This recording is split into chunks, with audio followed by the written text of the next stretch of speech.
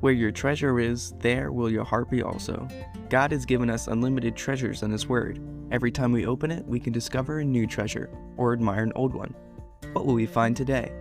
Here's Carla Early with Treasure Hunt in the Word.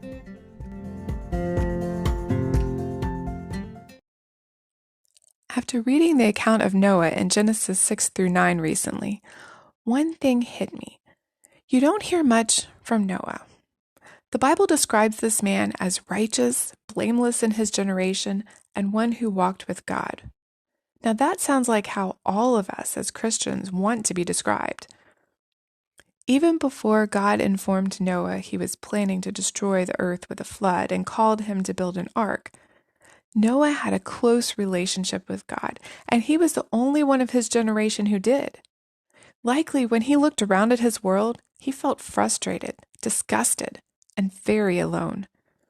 Then when God informed Noah of his plan and instructed him to build an ark to save his family and all the species of animals on earth, don't you think that might have been a tad overwhelming?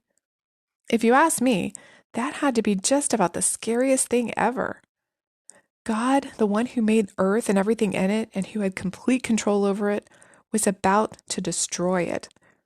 This was going to be cataclysmic, something that was never experienced before. And Noah and his family would be the only people left. In order for them and the animals to survive, he had to build an ark, a huge boat. If you've ever seen a house built, you'll remember how many machines and different types of laborers it took to build it. All professionals who knew what they were doing. Noah and his sons were only 4 men. If you've ever visited the Ark Experience up in Kentucky, which I would highly recommend, by the way, you'll realize just how enormous a ship this was, all built by hand. Noah also had to consider all the animals, which God probably brought to him, and all the food they would need, too. He had an awesome responsibility in front of him. But all the Bible records of his response is, "Thus Noah did, according to all that God commanded him, so he did." Every detail, every command, everything God wanted, Noah obeyed. We read that in one sentence, but experts say it took about 70 to 75 years to build. That's a big project, isn't it? In chapter 7, the Lord instructed Noah to bring his family and the animals into the ark. He shared his plan to cause it to rain for 40 days and nights. Again, with no complaints, arguments, or questions, Noah obeyed. Again it says, "And Noah did according to all that the Lord commanded him." And talk about patience. Noah waited until God called him and his family out of the ark before he came out. Again, complete obedience and submission to the Lord. Again, nothing came out of his mouth that we have recorded during this time. His actions spoke louder than his words. And his first action after leaving the ark was to build an altar to sacrifice to the Lord. How could Noah do according to all the Lord commanded him without fear and in complete obedience? Because he feared God.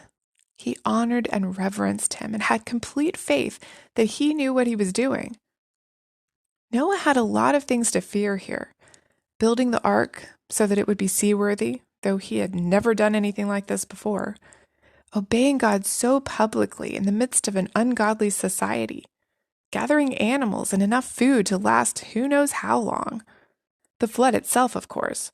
The post-flood world, which would have been very different from the world he had known. Starting all over.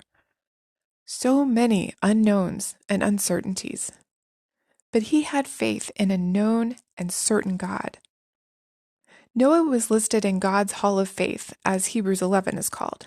It says, "By faith Noah, being divinely warned of things not yet seen, moved with godly fear, prepared an ark for the saving of his household, by which he condemned the world, and became heir to the righteousness which is according to faith." I don't know about you, but I want that kind of faith that is completely confident in my God and obedient to all he tells me to do, every little detail. Don't you? You can contact us at treasurehuntintheword@gmail.com. We'd love to hear the treasures God has given you through His Word. You can listen to other episodes at our website, which you can find in the description below. Thanks for listening, and remember, where your treasure is, there will your heart be also.